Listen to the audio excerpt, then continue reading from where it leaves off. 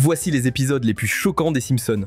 L'échelle de Flanders. L'épisode commence quand un orage violent éclate au-dessus de Springfield. Bart, profitant de cette ambiance propice aux frissons, décide de piéger Lisa en l'attirant dans un jeu en ligne. Il la convainc de s'y essayer, sachant très bien que ce jeu affiche une image terrifiante à un moment inattendu. Lisa, concentrée sur l'écran, pousse un hurlement de panique quand le visage effrayant surgit. Bart, hilar, prend plusieurs photos de sa sœur dans cet état de terreur et les poste immédiatement sur internet, provoquant sa colère et sa honte. Mais alors que Bart jubile de sa farce, un éclair frappe la ligne électrique du quartier. D'un seul coup, tous les appareils de la maison des Simpsons s'éteignent. Pour s'occuper, ils se résignent à regarder de vieilles cassettes VHS poussiéreuses sur leur magnétoscope. Ne supportant plus l'ennui, Bart et Homer décident d'aller subtiliser le routeur de Ned Flanders. Pour atteindre le grenier, où se trouve le précieux routeur, Bart doit grimper à une échelle installée sur la façade. Homer, en bas, lui tient l'échelle tout en jetant des coups d'œil distraits autour de lui. Mais soudain, un nouvel éclair frappe violemment à proximité, et Bart, arrivé presque au sommet, est frappé de plein fouet par la décharge électrique. Bart est transporté d'urgence à l'hôpital, où le docteur Hibbert, après des examens, annonce à la famille qu'il est tombé dans un coma. Il leur conseille de lui parler continuellement, car entendre des voix familières pourrait l'aider à revenir à lui. Dans la chambre d'hôpital, la famille se relaie à son chevet, mais Lisa reste seule avec Bart pendant un long moment. Toujours furieuse de l'humiliation que lui a infligée Bart, elle décide de se venger à sa manière, en lui causant des cauchemars. Lisa se penche alors sur le lit de Bart, chuchotant des paroles troublantes, lui racontant des histoires macabres ou lui mettant dans les oreilles des sons angoissants. Bart, bien que plongé dans un coma, commence à rêver. Dans ce rêve, il se réveille dans son propre lit et voit une silhouette translucide au pied de son lit. C'est le fantôme de Maud Flanders, l'ancienne voisine décédée. Bart hurle de frayeur. Il bondit de son lit et court jusqu'à sa cabane dans les arbres, qu'il barricade de croix, d'ail et d'autres objets qu'il espère efficaces contre les fantômes. Milhouse lui rend visite dans la cabane. Bart, encore tremblant, lui explique la situation. Il raconte l'apparition du fantôme de Maud et exprime sa terreur à l'idée qu'elle revienne. Milhouse, toujours aussi pragmatique, lui suggère d'aller parler à son psychiatre pour l'aider à surmonter ses peurs. Bart accepte, mais à sa grande surprise, il découvre que le psychiatre en question est lui-même un fantôme. Ce dernier, flottant calmement dans son bureau spectral, lui révèle que Bart a désormais un don. Il peut communiquer avec les morts. Le psychiatre fantôme lui explique que certains esprits sont bloqués dans le monde des vivants parce qu'ils n'ont pas terminé certaines affaires. Il demande à Bart un service, l'aider à se venger d'un ancien rival, un autre psychiatre qui l'a humilié de son vivant. Bart, voyant là une opportunité d'utiliser ses propres outils de vengeance, piège le rival en le forçant à jouer au test le plus dur du monde, le même jeu qu'il avait utilisé contre Lisa. Lorsque le rival sursaute de peur, l'esprit du psychiatre peut maintenant s'en aller. Il pense monter au ciel, mais il va en enfer. Rapidement, d'autres fantômes apparaissent, sollicitant tous Bart pour les aider à régler leurs comptes ou à accomplir leur dernière volonté. Bart accepte et devient une sorte de médiateur entre les morts et les vivants. Dans le monde réel, Lisa continue d'alimenter les cauchemars de Bart sans se douter qu'elle aggrave son état. Le docteur Hibbert, inquiet, prévient qu'un tel stress mental pourrait causer des dommages cérébraux permanents. Lisa, prise de remords, arrête et revient voir Bart avec une attitude douce. Elle s'excuse sincèrement et lui dit qu'elle ne voulait pas le blesser pour de vrai, qu'elle l'aime malgré tout. Mais au même moment, Homer entre en titubant dans la chambre d'hôpital, le visage blême.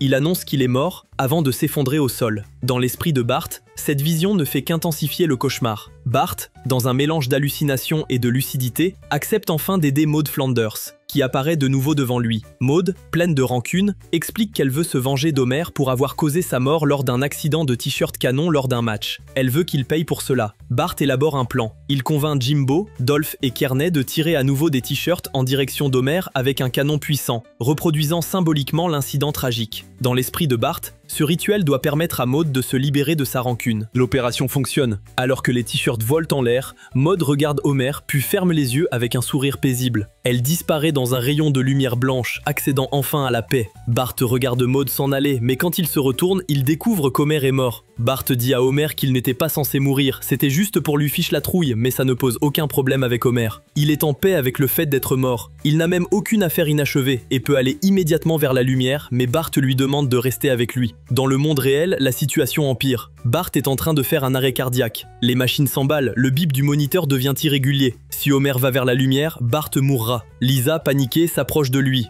parle, le supplie de revenir à elle. Dans le rêve, Bart se ressaisit et attrape le canon à t-shirt. Il ajuste le tir, vise la lumière céleste et tire un t-shirt droit dans le faisceau. Le projectile touche la lumière et la brise. L'esprit d'Homer, qui est projeté violemment vers le bas, retombe dans son propre corps. Homer se redresse brusquement, reprenant vie sous le choc. De retour à lui-même, Homer regarde autour de lui, réalise qu'il a été arraché au paradis et se met à étrangler Bart comme à son habitude. Dans le monde réel, Lisa continue de s'excuser auprès de Bart. Bart ouvre enfin les yeux pour de bon, émergeant de son coma. Lisa, les larmes aux yeux, l'enlace. Plus tard, alors que la famille célèbre le réveil de Bart autour d'un gâteau, il confie discrètement à Lisa qu'il a ramené quelque chose de l'au-delà, la connaissance de la mort de chacun. Il sait comment chaque membre de la famille et de leurs proches va mourir. Lisa, horrifiée, lui demande de se taire. Mais Bart, avec son sourire malicieux habituel, commence tout de même à lui raconter. Les ailes du délire. L'épisode commence quand le chef Wiggum, accompagné des policiers Eddie et Lou, installe une banderole devant le commissariat de Springfield. Elle annonce une prétendue distribution de bateaux à moteur. Wiggum, très fier de lui, explique que cette opération est un piège destiné à arrêter les criminels en leur faisant croire qu'ils ont gagné un bateau. Une fois attirés au poste, ils seront arrêtés. Dans une voiture, la famille Simpson se dirige vers le commissariat. Homer,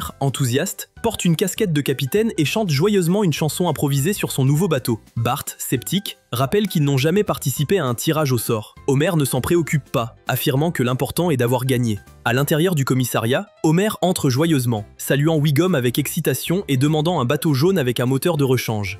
Wiggum l'envoie vers une pièce où, à peine a-t-il franchi la porte, il est arrêté par Eddie et battu hors de vue. Homer proteste en disant qu'il s'agit de son bras pour naviguer. Wiggum l'informe qu'il est en état d'arrestation et demande à Lou pourquoi. Ce dernier lit les charges. 235 amendes de stationnement impayées pour un montant de 175 $. Homer, énervé, sort son chéquier et paie la somme. Une fois relâché, il demande où est son bateau, mais les policiers se regardent sans rien dire. De retour sur la route, Homer conduit, furieux et silencieux. Bart lui demande où est le bateau. Homer répond qu'il ne lui plaisait pas, évoquant un mât infesté de termites, ce qui n'a aucun sens pour un bateau à moteur. Marge s'émerveille d'un nouveau centre commercial en construction, vantant la puissance de sa climatisation. Lisa s'inquiète de la destruction possible de la prairie des brontosaures, un site riche en fossiles. Elle demande à Homer de s'arrêter pour qu'il puisse protester, mais personne ne répond. Déterminée, Lisa décide d'y revenir seule. Peu après, Lisa retourne sur le chantier en compagnie de Lionel Hutz, son avocat. Elle invoque un arrêté municipal protégeant les sites historiques. Hutz tente de donner du poids à leur cause, mais sa mallette, vide à l'intérieur, trahit son incompétence. Les promoteurs affirment que tous les fossiles ont été extraits depuis longtemps. Lisa insiste sur la nécessité de nouvelles fouilles, évoquant une possible erreur du musée. L'un des promoteurs y voit une occasion de faire parler du centre commercial. Finalement, ils donnent leur accord à contre-cœur. Lisa revient alors à l'école pour recruter de l'aide. Elle demande un service à Skinner,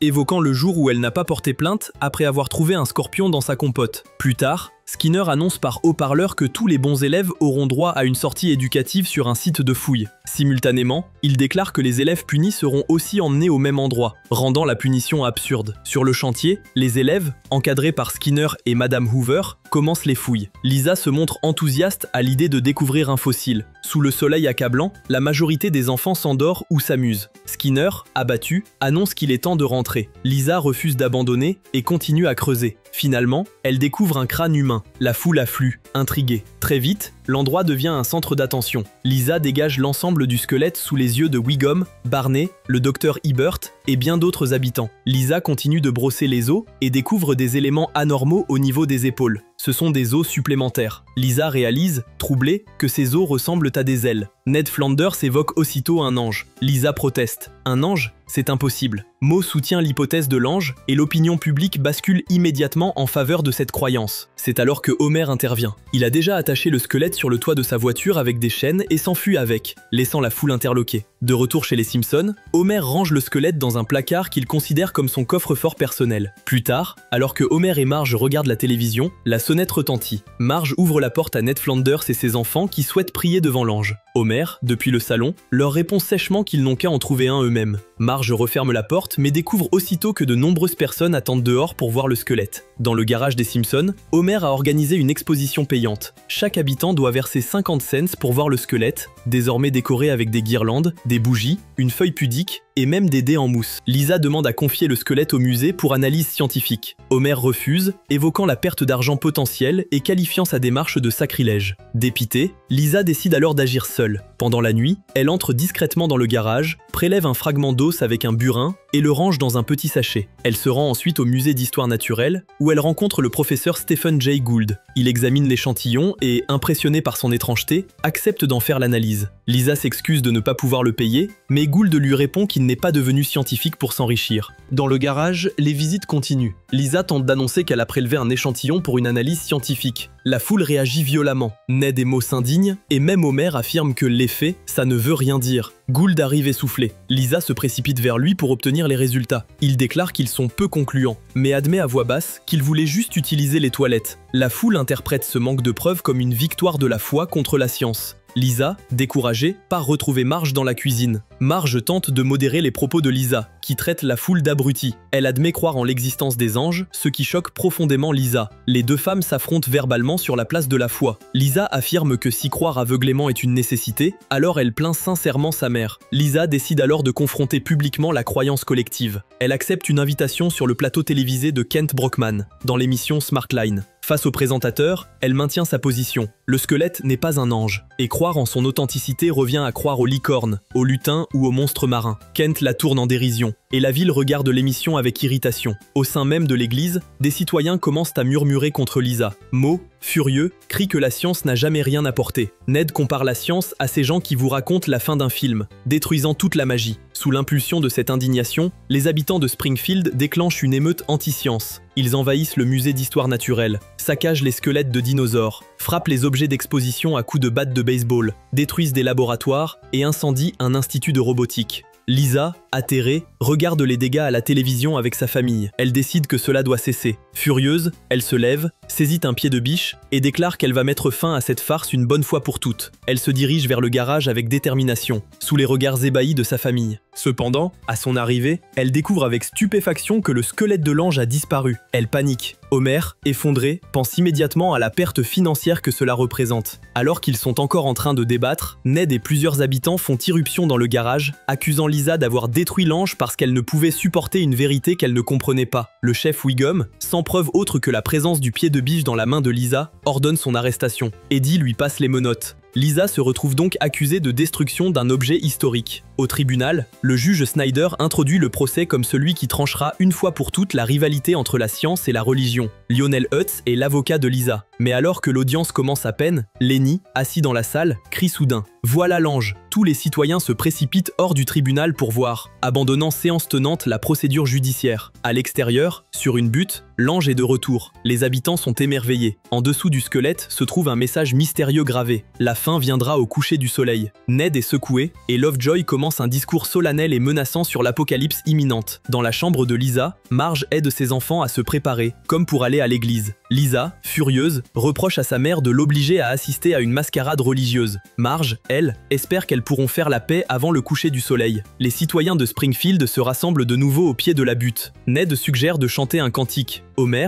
effrayé, prend Marge dans ses bras. Smithers, submergé par l'émotion, décide d'embrasser Monsieur Burns. Patty et Selma fument leur dernière cigarette. Le suspense monte alors que Wiggum compte les secondes jusqu'au coucher du soleil. La foule compte à l'unisson. 3, 2, 1, le soleil se couche et rien ne se passe. Alors que tout le monde soupire de soulagement ou d'agacement, une lumière divine éclaire soudainement l'ange. Une voix puissante et céleste ordonne le silence. L'ange s'élève dans les airs, porté par une corde, et proclame « Préparez-vous pour la fin des prix élevés ». L'ange révèle alors, par cette mise en scène spectaculaire, l'ouverture d'un nouveau centre commercial, Paradisio. La supercherie est dévoilée. Le squelette était un faux, l'ange n'était qu'un outil publicitaire orchestré par les promoteurs du centre commercial. Lisa est stupéfaite, puis furieuse. Elle accuse les responsables d'avoir exploité la crédulité des gens à des fins mercantiles. Mais malgré sa dénonciation, la foule est hypnotisée par les enseignes flambant neuves. Wiggum, Lenny, Mo et les autres se ruent vers le centre commercial, oubliant toute indignation. De leur côté, Lisa et Marge se tiennent à l'écart, seules sur la colline. Marge rappelle à Lisa qu'au moment où l'ange a parlé, elle lui a serré la main. Lisa, gênée, admet qu'elle a peut-être cédé, juste un peu, à la peur. Marge lui répond tendrement en l'appelant mon ange, et elles vont main dans la main. Qui a tiré sur Monsieur Burns? Partie 1. L'épisode commence quand le principal Skinner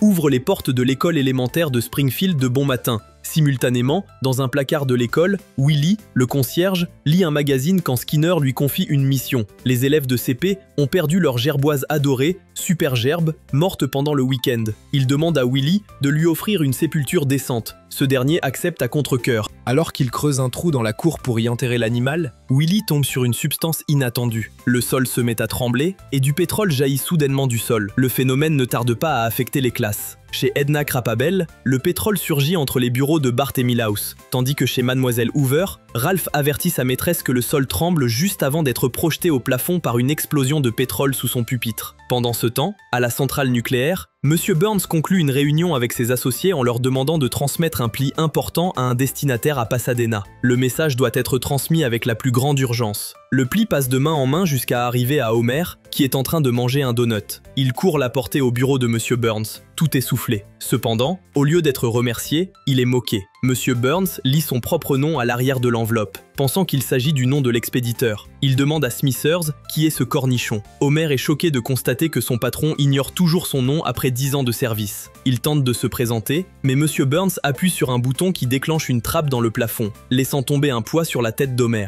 De retour à l'école, Skinner et l'inspecteur Chalmers se retrouvent sur le toit pour évaluer les dégâts causés par le geyser de pétrole. Un ouvrier les rejoint, confirmant qu'ils ont bel et bien découvert un gisement pétrolier, ce qui fait de leur établissement l'école la plus riche du pays. Dans son bureau, Monsieur Burns découvre un article en une du journal annonçant la soudaine richesse de l'école. Il s'indigne qu'un organisme à but non lucratif puisse gérer un puits de pétrole qu'il estime ne pas être à sa place entre les mains d'enseignants crypto-communistes. Peu après, Smithers rejoint l'ascenseur de la centrale nucléaire complètement épuisé. Il s'y retrouve avec Homer, Lenny, Carl et un autre employé. Quand Burns entre à son tour, il salue tous les employés sauf Homer, dont il déforme encore une fois le nom. Homer, dépité, constate une nouvelle fois que son patron refuse de retenir son identité.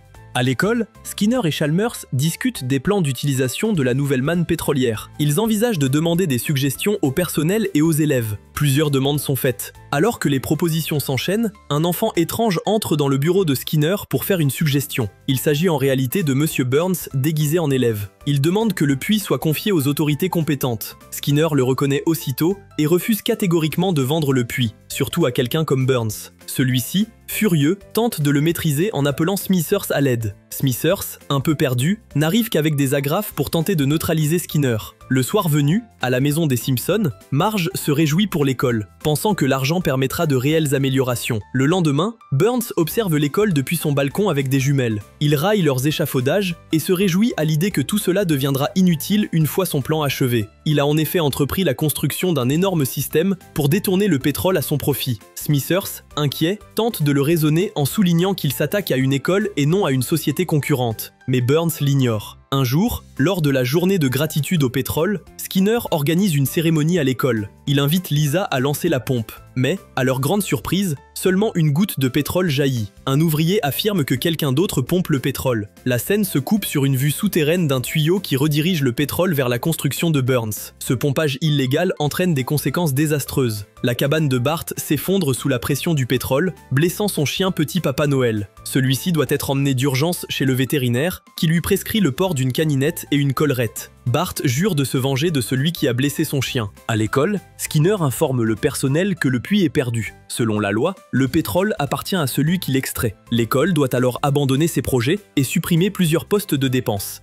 À la taverne de Moe, la proximité du puits de Burns provoque l'émission de vapeurs toxiques. Barney et les autres clients sont incommodés. 2 inspecteurs en combinaison anti-gaz forcent la fermeture du bar. Moe, furieux, s'empare d'un fusil. La maison de retraite, elle aussi construite près du puits, est victime de tremblements de terre. Elle est littéralement coupée en deux, obligeant Abraham à fuir. De retour chez les Simpson, il annonce qu'il compte désormais vivre avec eux. Monsieur Burns, satisfait, contemple les dégâts. Il a neutralisé l'école, le bar et la maison de retraite. Mais il ne s'arrête pas là. Son objectif suivant est bien plus ambitieux, le soleil lui-même. Il dévoile un plan machiavélique. Masquer le soleil pour obliger tout le monde à consommer plus d'énergie. Smithers est horrifié. Il tente de s'opposer au projet, mais Burns, implacable, le renvoie. Homer, quant à lui, est en route pour la centrale. Il entend dans sa tête toutes les humiliations subies, notamment les insultes de Burns à son encontre. Il craque. Il fonce à la centrale, défonce la barrière d'entrée, s'introduit dans le bureau de Burns et inscrit sur le mur « Je suis Homer Simpson ». Quand Burns entre, Homer le saisit, hurle son nom et menace de le tuer. Il est aussitôt maîtrisé par les gardes. Au conseil municipal, le maire Quimby annonce vouloir envoyer une lettre à Burns. mais il apprend que de nombreux citoyens présents sont armés. Smithers, complètement ivre,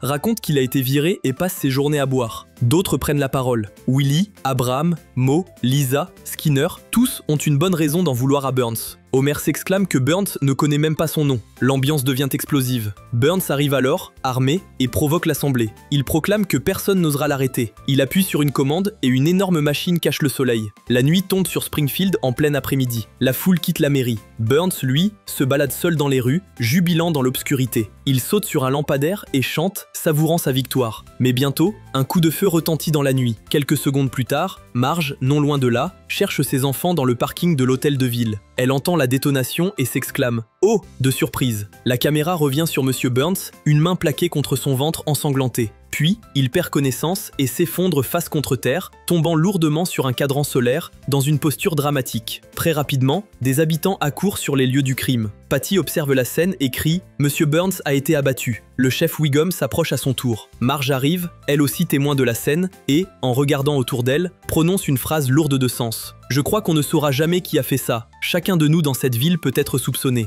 À cet instant, le mystère est lancé. La caméra se concentre sur les visages de tous les citoyens présents. Chacun semble caché dans l'ombre. Chacun potentiellement coupable. Tous ont une raison valable d'en vouloir à Burns. Si vous aimez la vidéo, n'oubliez pas de mettre un like et de vous abonner pour ne rien rater de mes prochaines vidéos. Qui a tiré sur Monsieur Burns ? Partie 2. L'épisode commence quand Smithers, complètement dépravé, émerge d'un sommeil alcoolisé sur son canapé, au milieu d'un véritable capharnaüm. Lorsqu'il se réveille, il est encore à moitié plongé dans un rêve étrange. Dans cette vision délirante, il tousse et crache des cigarettes entières, puis se dirige vers la salle de bain où Monsieur Burns prend une douche, lui annonçant joyeusement qu'ils sont en 1965 et qu'ils sont deux policiers infiltrés dans le milieu des courses automobiles. Ils montent ensemble dans une voiture de course où Burns tire avec un fusil. Smithers se réveille alors vraiment, découvrant avec effroi que son rêve reflétait son état lamentable. Des canettes vides jonchent le sol, sa maison est sans dessus-dessous. Il rogne encore des cigarettes. L'idée lui traverse l'esprit qu'il pourrait bien être celui qui a tiré sur Burns. Pendant ce temps, à la télévision, Kent Brockman annonce les faits. Quelqu'un a tiré sur Montgomery Burns, l'homme le plus haï de Springfield, vendredi à 15 h.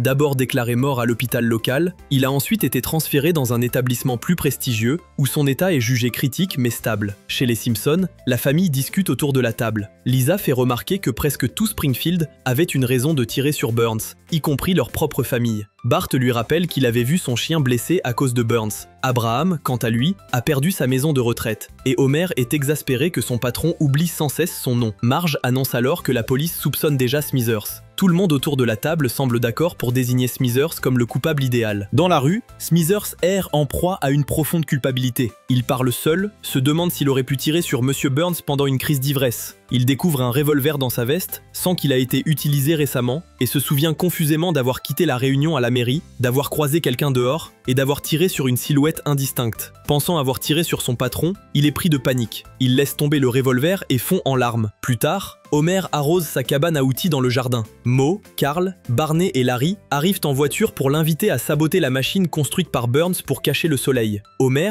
qui souffre d'un déficit de vitamine D, accepte sans hésiter. Une opération est alors mise en œuvre pour renverser l'énorme structure. Plusieurs véhicules sont attachés à la machine pour la faire tomber. Finalement, elle s'écrase sur une ville voisine. Skinner identifie l'endroit, Shelbyville. Tous explosent de joie. De son côté, Smithers, rongé par le remords, décide de se confesser. Il entre dans une église où un message ironique sur une pancarte indique que l'archevêque n'accepte pas moins de 20 $. Dans le confessionnal, Smithers avoue avoir péché gravement. Il croit avoir tiré sur Monsieur Burns. À sa grande surprise, ce n'est pas un prêtre derrière la grille, mais le chef Wiggum, qui le met aussitôt en état d'arrestation. Au poste de police, Smithers confesse aux inspecteurs qu'il avait de sérieux différends avec Burns, notamment sur ses agissements démesurés. Il se souvient notamment d'un moment où Burns, observant un bébé avec une sucette à travers ses jumelles, avait déclaré vouloir la lui voler. En sortant du commissariat, Smithers est assailli par une horde de journalistes. Brockman lui pose des questions percutantes. La scène est regardée chez Krusty par le clown lui-même et Tahiti Mel. Mel, plus observateur, note que Smithers avait déclaré avoir regardé les bœufs de l'amour au moment de la fusillade, ce qui est incompatible avec l'heure des faits. Il se précipite au commissariat pour informer Wiggum qu'il a arrêté un innocent. Smithers, en prison,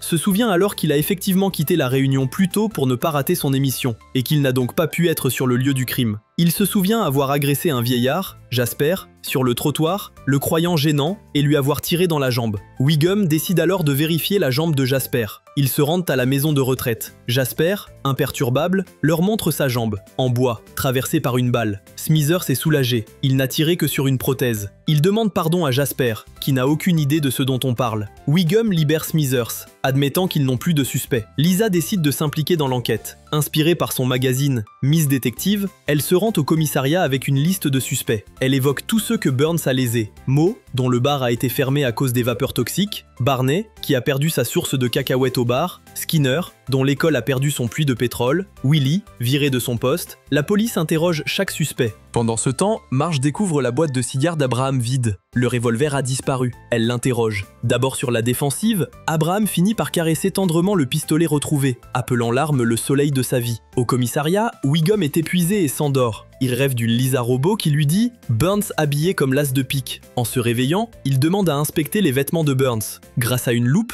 il découvre un cil. Au laboratoire, un scientifique analyse l'ADN du cil. Wiggum le corrompt avec des cigarettes pour accélérer le processus. Le résultat tombe, l'ADN correspond à un membre de la famille Simpson. Soudain, à la surprise générale, Burns murmure un nom, Homer Simpson. Pour les forces de l'ordre, cela ne fait plus aucun doute. Burns a identifié son agresseur. Rapidement, la police se rend chez les Simpson. Sans avertissement, ils enfoncent violemment la porte d'entrée et investissent la maison, armes au poing. Marge, Lisa et le reste de la famille sont pris de panique. Lisa demande des explications et Wiggum annonce qu'ils ont trouvé l'ADN d'un membre de la famille Simpson sur le costume de Burns et que celui-ci a désigné Homer par son nom. Bart, dans un réflexe protecteur ou moqueur, pousse son père vers la porte, l'encourageant à fuir. Homer, bousculé, se cogne contre Lou, mais ce dernier trouve immédiatement une pièce à conviction compromettante, un revolver sous le siège de la voiture de la famille. Homer affirme ne l'avoir jamais vu auparavant. Eddie, qui inspecte l'arme, découvre les empreintes digitales d'Homer sur le revolver. Le chef Wiggum ouvre le barillet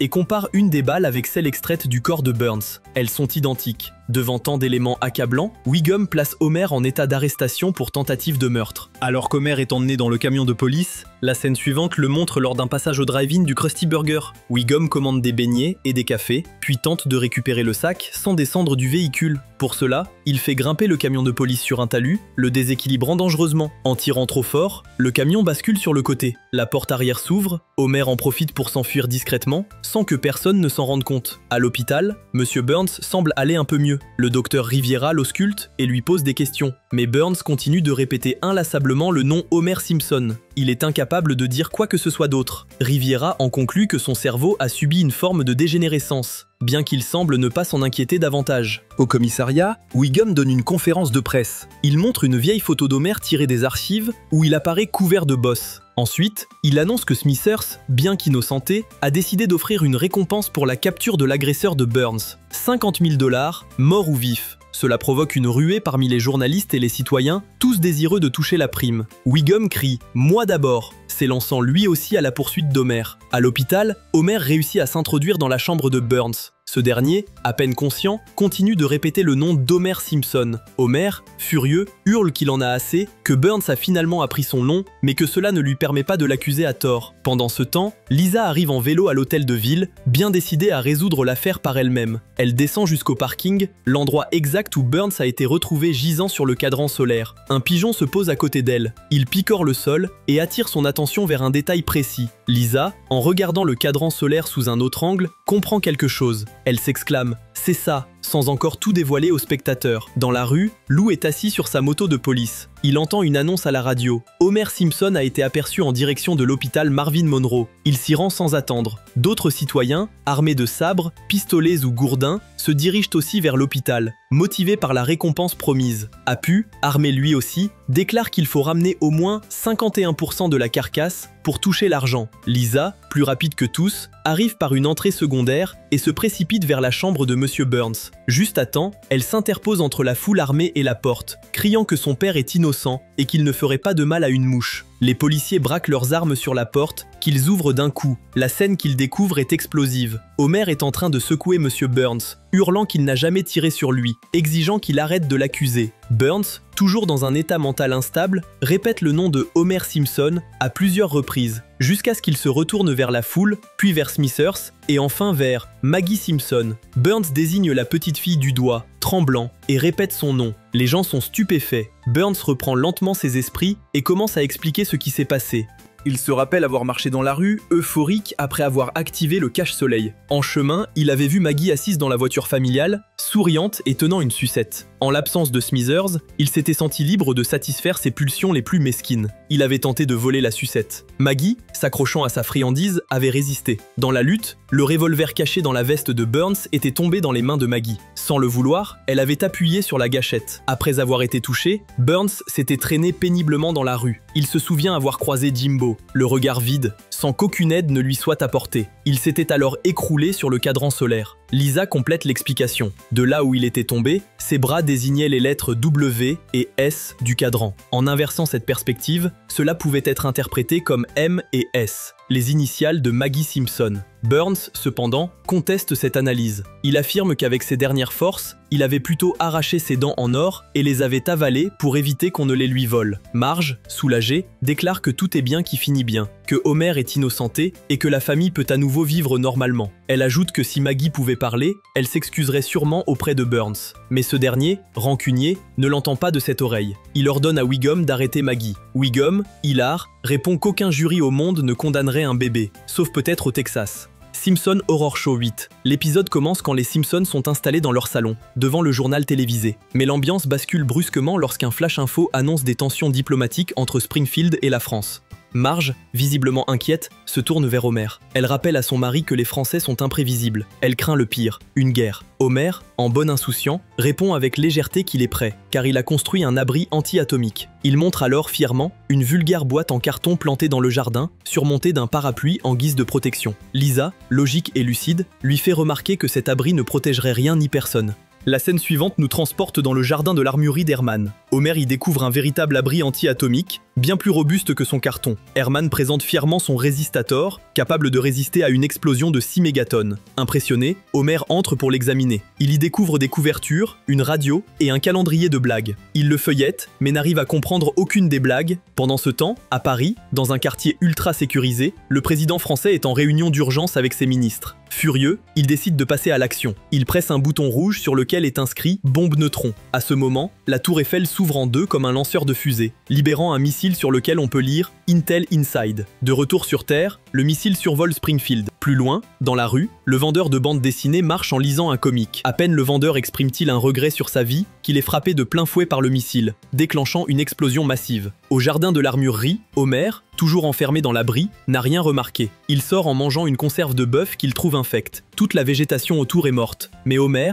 imperturbable, reste aveugle à l'évidence. Homer arrive à un carrefour. Le feu est au vert, mais personne ne bouge. Il klaxonne et s'énerve contre les autres conducteurs, les traitant d'andouilles. Il sort, prêt à distribuer un coup de poing, et frappe la tête de Kirk Van Houten, qui est en réalité un squelette. Sa tête se désintègre en poussière. Homer se rend alors compte de l'ampleur de la tragédie. Il passe de la tristesse au délire euphorique. Il réalise qu'il est seul survivant et donc libre de faire tout ce qu'il a toujours rêvé. On le retrouve alors dans le cinéma aztèque, regardant un film absurde où deux hommes sont poursuivis par des abeilles. La folie continue lorsqu'il s'invite à l'église. À l'intérieur, Homer est nu, dansant et chantant du rock à tue-tête. Mais la musique s'arrête brusquement. Homer s'étonne, se retourne et découvre que l'église est occupée par des êtres étranges, des mutants en soutane noire, aux traits déformés. Le docteur Hibbert prend la parole. Il explique que tous les habitants ne sont pas morts, certains ont subi d'horribles mutations dues à l'explosion. Homer est stupéfait. Ce sont des morts vivants. Mo le corrige. Il préfère qu'on les appelle mutants ou monstres. Skinner, lui, explique qu'il travaille à construire une nouvelle société parfaite. Burns, quant à lui, déclare froidement qu'Homer doit mourir. Pris de panique, Homer se saisit d'un bougeoir et menace ses assaillants. S'ils veulent sa peau, ils devront le rattraper. Homer réussit à s'échapper, monte dans un corbillard garé à proximité et en pousse le chauffeur dehors. Dans la rue, poursuivi par les mutants, Homer aperçoit un cercueil à l'arrière du véhicule et pousse un cri de terreur. Les visages mutants se pressent contre les vitres du corbillard. Homer démarre en trombe, les éjecte, mais ces derniers ne renoncent pas et montent dans un véhicule étrange pour le poursuivre. Lenny tente de rassurer Homer. On veut juste manger ta peau. Mais Homer ne l'entend pas de cette oreille. Il fonce, fait une embardée pour renverser leur poursuivant et parvient à rentrer chez lui. Il referme rapidement la porte d'entrée derrière lui. Il soupire, rassuré, jusqu'à ce qu'on sonne. Craignant le pire, il ouvre lentement et découvre les mutants. Mais à ce moment, Marge, Lisa, Bart et Maggie surgissent. Homer n'en revient pas, ils sont vivants. Lisa explique que c'est la peinture au plomb des murs de la maison qui les a protégés de la bombe. Submergé de joie, Homer les prend dans ses bras. Étonnamment, les mutants sont touchés par cette scène de retrouvailles. Wiggum essuie une larme, qui fait tomber son œil. Dr Hibbert constate qu'ils ont tellement été occupés à tuer et manger de la peau qu'ils ont oublié l'amour. Ned Flanders prend alors la parole, tentant de réconcilier les vivants et les mutants. Il propose la construction d'une société nouvelle, débarrassée de haine, de violence et de préjugés. Marge l'écoute, touchée, puis ordonne à ses enfants de tirer. Bart, Lisa et Marge braquent des fusils sur les mutants et les propulsent hors de la maison. Dehors, les Simpsons les observent, éjectés dans la rue. Marge, encore énervée, s'exclame « Être ami avec des morts vivants ». Et puis quoi encore? Homer, ravi, déclare retrouver la Marge qu'il a épousée. Et si vous voulez voir un autre épisode, vous pouvez cliquer juste ici.